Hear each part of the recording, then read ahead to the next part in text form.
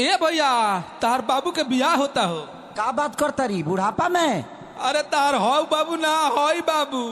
का बाबू बाबू बाबू ए बाबू आओ ना। अरे ई त हमर मजनुआ हो। अरे भाग जो ना त तहरा के मुआ देखे सोन। ए बाबू बाबू बाबू आओ ना।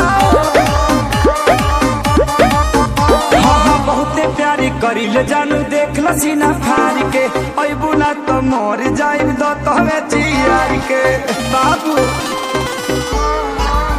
ना बहुते प्यारी करिले जानू देख लसीना फारी के आवो ना तो मर जाइब दो तोवे चियार के मेरी शादी में अड़चन लाओ ना। बाबू बाबू अरे का हो भाई जी थोड़ा धीरे मारिए ना, अभी ताजा ताजा वैक्सीन लिए हैं, बहुत घाव लग रहा है।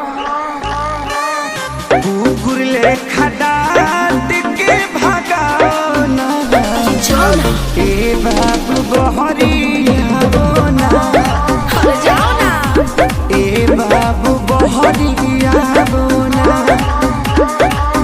अरे साफे थुथुर हवा का। अरे जाना अरे समार के मुआ दी है। अरे काहे नहीं खो समझा